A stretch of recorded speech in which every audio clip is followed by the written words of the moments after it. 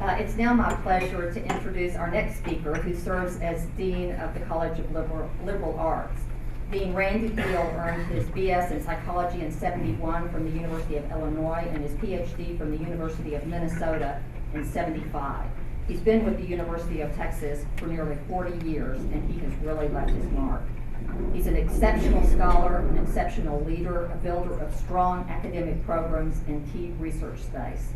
Under his leadership, 2 key buildings have been built on the University of Texas campus: the C building for psychology and the brand new liberal arts building, which opened just last year. That new building focuses on liberal arts honors programs, social science departments, and providing liberal arts students with exceptional study and meeting space. This is my favorite part of the building. It is a self-funded building that came in 15% under budget and 3 months ahead of schedule. That's the kind of leader we have around. His second term as dean, and his leadership is shaping policy on 4-year graduation rates, providing award-winning retention programs, competitive recruiting of our graduates, and innovative online education. Please welcome Randy Diehl.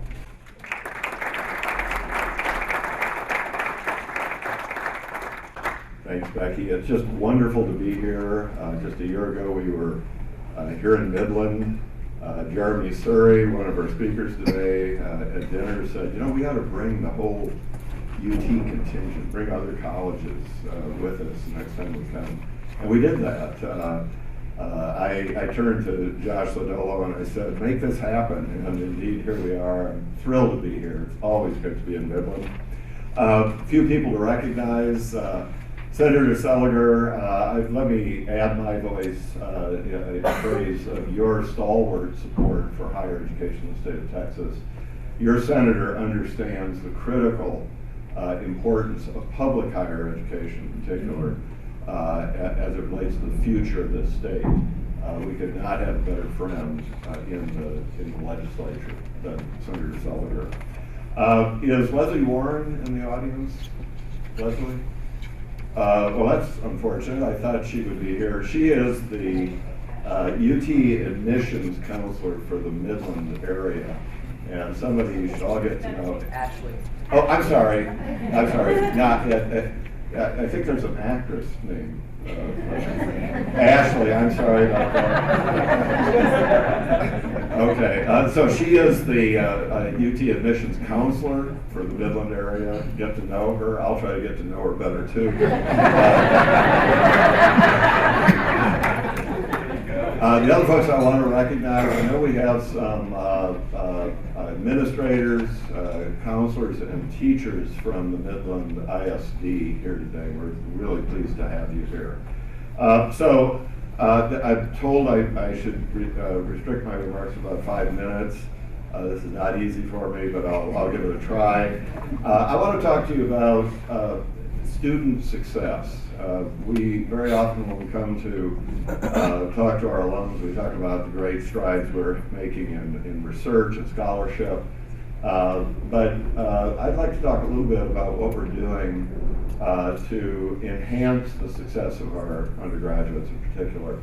So 2 years ago, Bill Powers, our president, asked me to chair a task force that would make recommendations toward improving the 4-year UT graduation rate from a current rate of about 52% to about 70% over about a 5-year time span.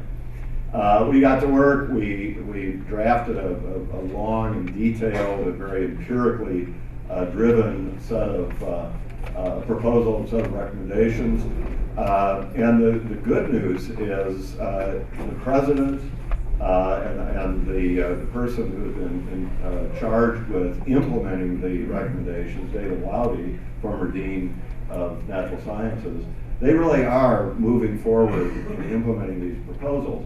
The proof of this is that our retention rate for students completing their first year is the highest in UT history. It's 93.7. It's remarkable to me that I can even remember a number like that, but that's the highest ever, and it comes with a cohort that was also the largest we've ever had. Last year, the reasons I won't try to explain, we had about 1,200 extra students beyond the usual 7,200 that we admit first time in college.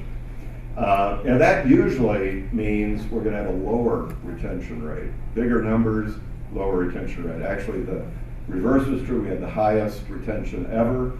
And a lot of the credit, I think, goes to the fact that UT is aggressively implementing programs to enhance the four-year graduation rate through enhancing student success. Let me talk briefly about a program in liberal arts. It actually predates the work of the graduation rate task force. In 2009, our Associate Dean for Student Affairs, Mark Music, implemented a program called U-Turn. Senator Seliger referred to this. U-Turn is a program designed to help first-year students who are in academic jeopardy. The very ones who are likely otherwise to drop out, never graduate. The way we do this is we work with faculty to identify students who are having trouble. We don't wait till the midterm exams to do that. We do it as early as possible, usually within about 3 weeks of the start of the semester. We work with student peer mentors. We actually have space in the new liberal arts building dedicated to peer mentoring. We bring in our very professional team of academic advisors, and we work with these students. Now, we insist that they work hard. They have to shoulder the burden, but we will help provide the tools to enhance their likelihood of success. We do a lot of things that I don't have time to talk to you about, but let me give you just a single example of how this has played out. One of our students, a young first-generation Latino student from the Valley, came to UT, smart, motivated, but not very well prepared. And at the end of his first semester, he had a 1.8 GPA. He was definitely on track for flunking out of UT. We asked him if he would like to participate in the U-Turn program. He said yes. We worked with him. He did the work. He really shouldered the burden. At the end of his second semester, he had raised his GPA for that semester to 3.8. A year later, he came back, he volunteered, he said, I want to be a peer mentor in the U-Turn program. That program helped me, I want to give back. More recently, we had a student who had the first semester GPA, are you ready for this? 0.0. I didn't think that was actually possible. But to make a long story short, she was dismissed, told she could come back in a semester, and that we would help her if she was willing to put in the effort. She was just accepted to law school this last semester. So it works.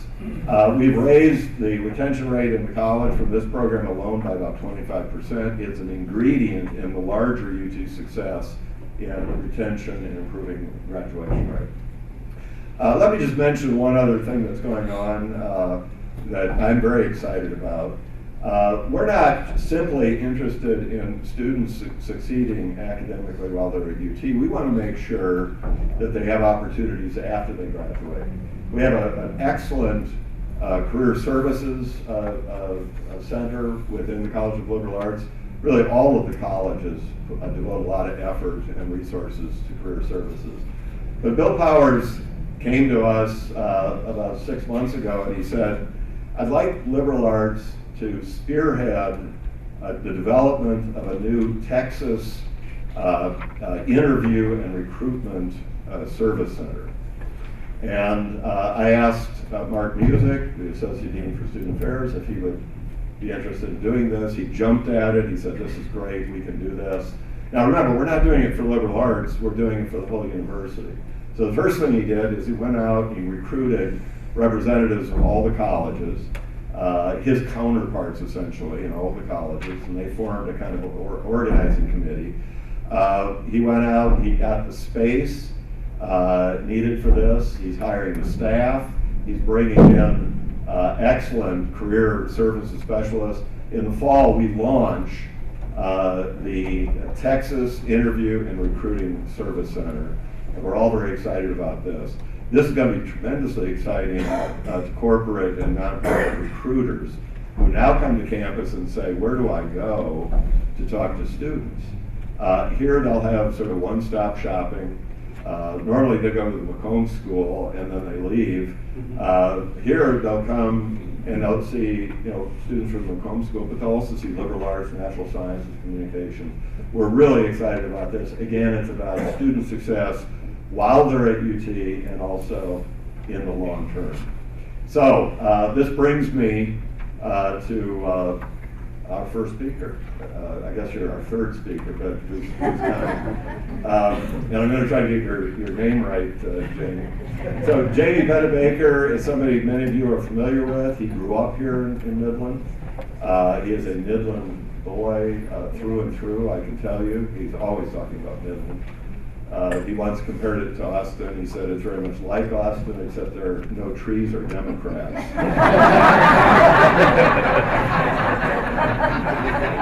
So, Jamie, I'm happy to say that when I was department chair in psychology, he was then at SMU, and he was one of the most productive and renowned psychologist in the land, and I saw an opportunity. I called him up and I said, well, how would you like to come back to UT? He does have a UT PhD. And I honestly think usually you're very coy about these things, but you pretty much gave yourself away on that first phone call. We recruited him. He's now the Regents Centennial Professor of Liberal Arts. He's chair of the psychology department. He is the most cited member of the psychology department faculty, and that's a very well cited faculty, so that's quite a distinction. He's written 9 books, hundreds of journal articles. His most recent book is entitled The Secret Life of Pronouns, which is a fairly titillating title, I must say. But it's a pleasure for me to give you my good friend, Jamie Pennebaker.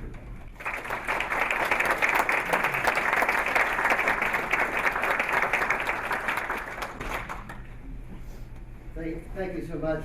Thank you so much, Brad Pitt. Oh, no. that is another actor. That was Randy Diehl. It's a joy to be back in Midland and to be able to talk with you today. I'd also like to just note that my father is here, Bill Pennebaker.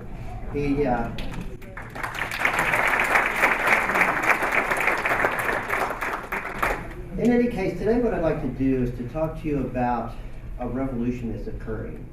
There is a revolution going on in education that is beyond comprehension. The university 20 years from now will be, I think, completely different from what it is now. And as with all revolutions, there are a lot of people who are just horrified by it. And then there's other people like me who just love it.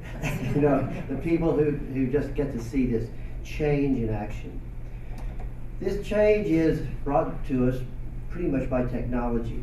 And today I'd like to give you a little sense of this and also how I have stumbled into this revolution, and also give you a sense of why it's so exciting and how the University of Texas is really a leading driver behind this. Randy was just talking about our dedication to undergraduate education, which is true. But the reality is UT is famous and internationally famous because of the research that we do. And the distinction between research and teaching sometimes is made at the political level, but those of us who are there don't make a distinction. Education and research are all part of the same system. And in fact, breakthroughs in thinking and education are due in large part to breakthroughs in research. And this has been true for me as well. To give you a little bit of background, I got my PhD. My early research dealt with how individuals cope with traumatic and upsetting experience. And many years ago, I discovered this phenomenon that if we brought people in the laboratory and asked them to write about an upsetting or traumatic experience for even 15 minutes a day for 4 consecutive days, that it had a profound effect on their physical and mental health. And in these early studies, we'd bring people in, we'd have them write about these topics, and we would track their health in terms of how often they went to physicians, how often they went to the student health center. We did studies where we would draw blood and look at immune function before they wrote, after the last day of writing, several weeks later. And what we found was that writing had this substantial effect, that people went to the doctor less, they adapted better to these upsetting experiences. And this early work really took off, and there are now probably been several hundred other studies that labs all over the world have done showing the power of writing.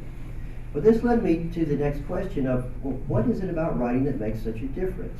And I started to analyze writing and realized that I didn't have a tool to do that. So with the help of my students, we developed a computer program that analyzed how people wrote. And with this, we discovered that we could begin to analyze features of writing of these essays that predicted health improvement. But now that we had this new device, this computer program, we can now start looking at other types of text. And we were able to look at how certain features of language predicted psychological states, personality, whether someone was telling the truth or someone was lying, if someone was high status or low status. We started analyzing annual reports. We started working with Homeland Security and others to look at speeches and language of leaders. And it's taken us off into all of these really exciting worlds. And I started to look at admissions essays and found that we can do a really surprisingly good job at predicting how people will do in college by the way they use words in their admissions essays. The point is that all of a sudden we have these tools that we never had before. Now, with this, I also started to develop some web pages that people can go to, and I'll give you some web pages at the end of this, where people could go and we would ask them to type something. So we would have them look at a picture and have them write about the picture. They push submit. It would go through my computer program, and it would give you feedback about your personality. Now, I should tell you that this wasn't great feedback, but it was pretty good feedback. But it occurred to me, if you could do this, you could actually have people typing where they're typing back and forth with each other, or you could even have a small group of 5 or 6 people talking with each other, and the computer could monitor that group and give the group feedback. And the feedback could be, you guys aren't paying attention to one another. There's metrics that we can figure that out. You people are getting off topic, or you're staying on topic, or, hey buddy, you're talking too much. Shut up. Or hey, talk some more. But the point is, you can start to change group dynamics. Now, we had been doing all that work, and at the same time, I've been teaching a large introductory psychology class ever from the beginning. I love teaching big classes. There's no joy greater than having several hundred people laugh at your jokes. In any case, I had been teaching what I call a big old class, which is a BOC, a BOC. I just invented that term for today's talk. But these big old classes were about 500 students at UT. And one of my very close friends is Sam Gosling, who's also another faculty member in psychology, who's a world-renowned expert in personality. And he was teaching a big old class himself, and we went to lunch one day, and because he travels a lot, I travel a lot, and I said, wouldn't it be interesting if we got our best lecturers, and the two of us just taught a class together. And we would we'd teach 2 back-to-back classes of 500 students, and we'd do half the work. Well, we decided to do that, and the rule was we would both be up on stage together teaching, and it turned out to be a fantastic experience, and everything worked out wonderfully except that half the work. It ended up being twice the work because we wanted to make this thing work seamlessly. Well, about this time that I was working on this computer program, it occurred to me, what if we had people bring computers to class, because it turns out all college students have laptops, and we could break the class into small groups and have them work together online And we were able to collect the data, and we could see how this system was working. So we tried it out, and it worked. And then we realized, why not have a class where they always brought a laptop to class, but as long as we're doing that, let's get rid of textbooks. Textbooks are anachronisms anyway, and have all the readings online. So there you go, the students just saved $150. Secondly, the way that we have traditionally taught is you have 3 or 4 tests over the course of the semester. Why not give students a test every lecture? And that's what we did. Now, I personally would hate a class like that. But it's really interesting. If you give students a test every day, they get feedback every day. They learn how to start thinking. It also gets them to start coming to class every day, and it gets them much more immersed in the class. So that's the second thing we did. And then we would frequently break the class into small groups, and that way trying to increase kind of the cohesiveness of the group. Well, what we discovered with this class was that it had a powerful and a profound effect on these students. When we taught a class this way, not only did the students do better in the class, in fact we had selected questions that we'd given in previous years, they did almost a letter grade better in their performance. It was about 0.7 of a grade better. But more intriguing, we also dealt with something that's been a huge problem that we never talk about in large introductory classes at any university, and that is this achievement disparity between upper middle and lower middle class students across races, etc. And this disparity is actually quite big. It's, among upper middle and lower middle class students at UT in intro psych, the difference is about 1 letter grade. With this new method, what we were finding was that we were reducing this disparity to about 0.4 letter grades. In other words, we have cut this achievement gap in half. And even more exciting was the students who took our class did better in their other classes compared to the courses we taught in the past. And not only did they do better in their other classes that same semester, they did better the next semester as well. This method of teaching with repeated feedback and so forth changed the way they were studying, changed the way they were thinking, and it made them do better in these other classes. And it's kind of ironic that we were doing this with a giant class.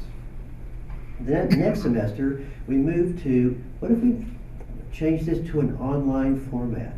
So in 2012, we did our very first version where we had a makeshift studio working with the liberal arts information technology group. And we broadcast it out online to about 1,000 students. And we got the same kind of effects we had before. Last year we did it again. And one thing that was interesting in doing this is the way that we have been teaching at the university is the same way that Socrates taught. I mean, it's, come on guys, let's move into the 21st century, the second millennium, for crying out loud. What if we changed the way that we connected with students? So instead of having a stand-up talking, we moved to a late-night TV talk show kind of format. And in fact, what I like to do is to give you a sense of how this class works.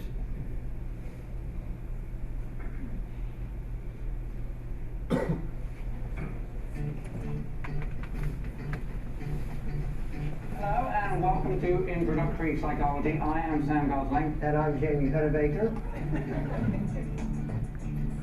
You'll see we have a TV studio now with 3 cameras, and we also have a studio audience.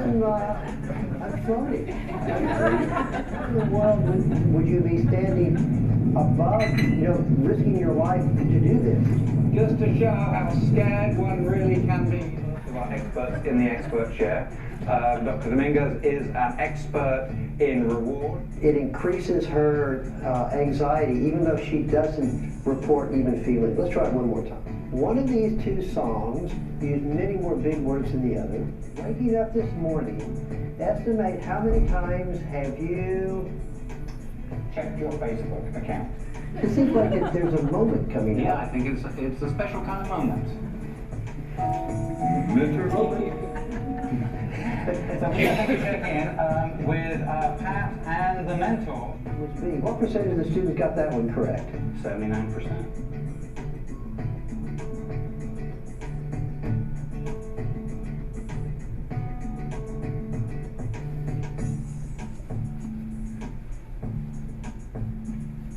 So, I'm James W. Pennebaker. And I'm Sam Gosling. Where is he? I know he's around here somewhere. See you next time. Maybe he'll be back.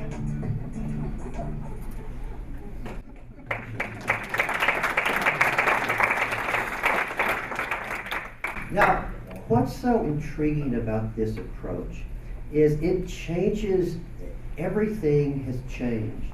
Now, we moved this last year, one of the big issues that we were trying to deal with is to increase the connection between Sam and me, and the students themselves, and also getting them to get a sense of community. Now, there's a really important comparison between our class. We're calling our class a synchronous massive online class, or a SMOC. And the term is a bit of a play off the words of a big movement that's occurring. Many of you are familiar with it, some of you aren't. That's called a massive open online class, or a MOOC. MOOCs are really the beginning of this revolution. They started about 2 or 3 years ago. And basically what they are, and UT actually has several of them, whereby you will have 10, 20, 100,000 people signing up for a class. And it's open, meaning anybody can take it, and which also means that there's no business model, which is kind of a drag for a university. But anyone on earth can download these classes, and you download them, and each lecture could be 5 minutes, 10 minutes, or an hour, or whatever.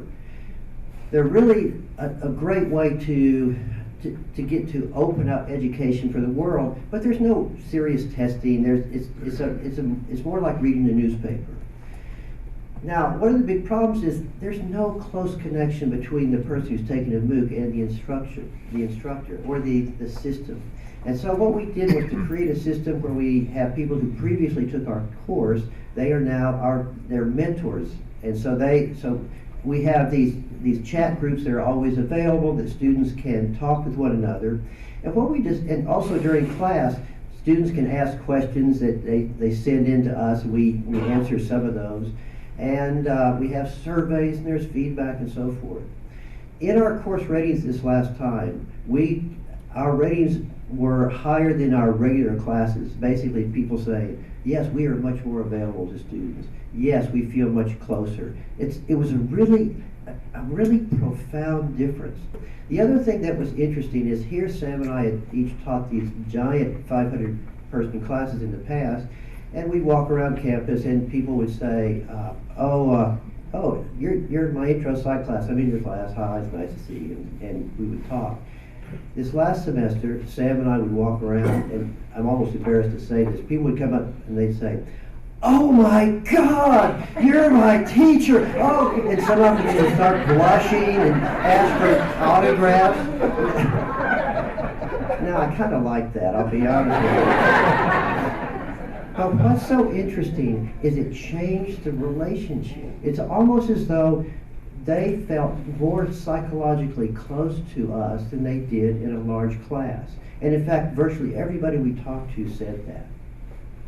Now, what's interesting about this class is this coming fall, we are going to be broadcasting this out to the world so that anybody can take the course, but they pay for it, and they get UT credit.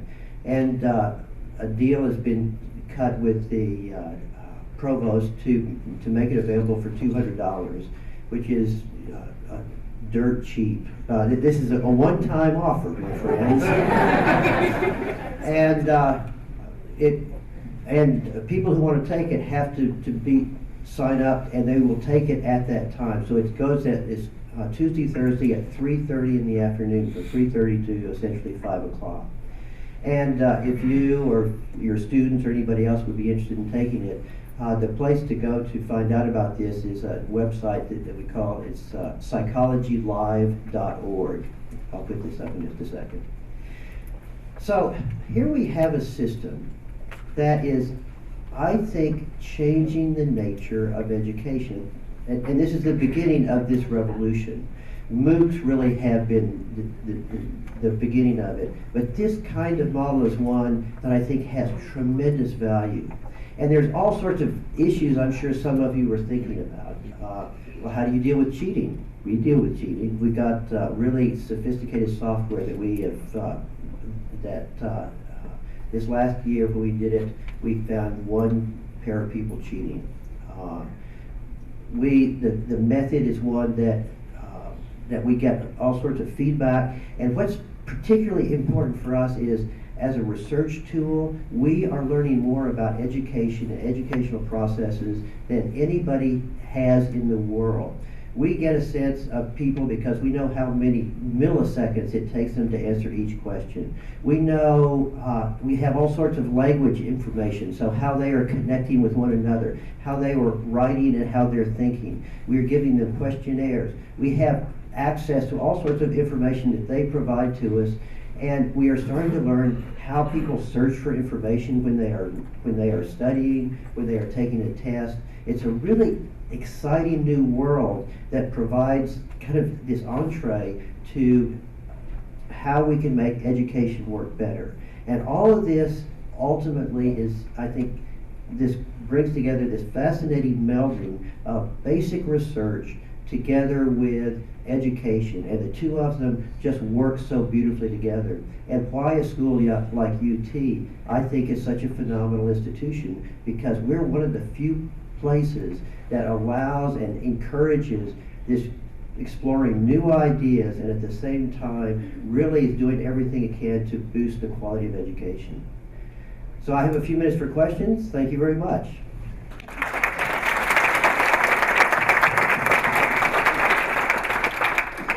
Here's some websites. So that's psychologylive.org.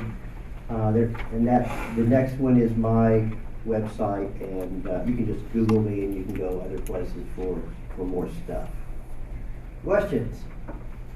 How do you tell when they laugh at your jokes? And see, that's the downside. It really sucks. That's why we have a studio audience of about 20 students, and it's by invitation only, so that all students who are registered on class can come to at least one class, and as long as they laugh. Yeah. Give an example from your book about pronouns of how you can tell the powerful person from the less powerful person.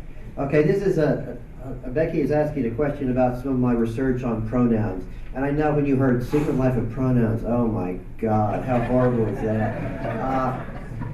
It turns out pronouns are really interesting, but not for the reasons you think. And one of the issues is you can look at status differences.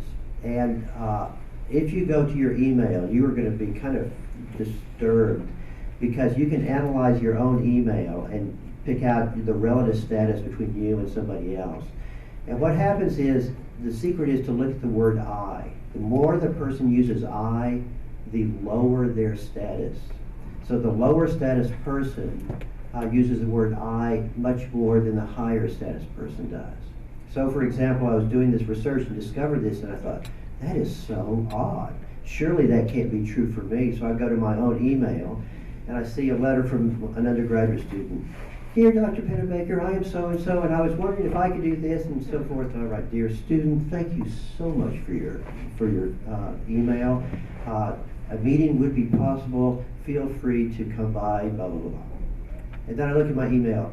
Dear Dr. Dean, I'm Jamie Pennebaker, and I want to know if I could get so-and-so. And Randy writes back, Dear Jamie, thank you so much for your especially at the university, blah, blah, blah. And what's interesting is these differences are really subtle, and no one's putting anybody down. This is just the language of status and power. And you find this all over the world, but you get these differences when people are lower status, when they're depressed, when they are self-reflective. They tend to use the word I more. They're looking inward more. Yes? Hey, people sign up for this course, are they able to get credit for it? Yes, if they sign up for this course, they get UT credit, and you get an honest-to-God grade, and it is a hard test. It's a hard class, so So it is an honest-to-God university class. Yes? I have a question about the synchronous part.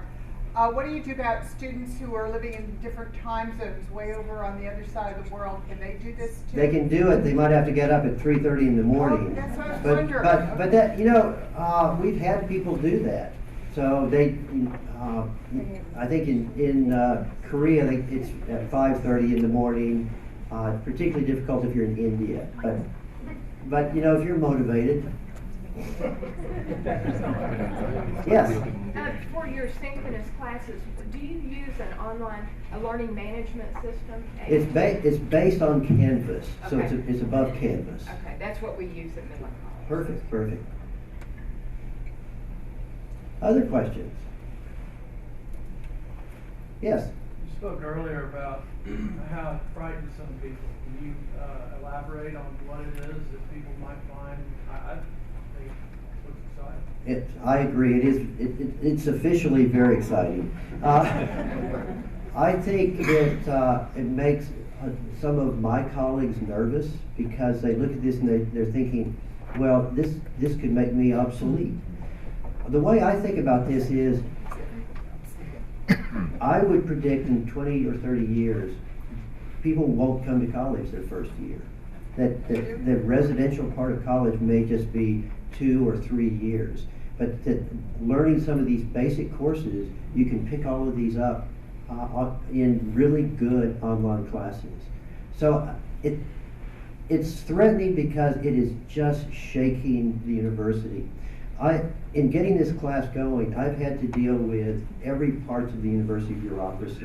And many parts of the bureaucracy are really excited by it, and others hate it because it changes it. It changes university extension, it changes student judicial services, it changes the undergraduate office, it changes the graduate office, it changes how we think about funding for TAs.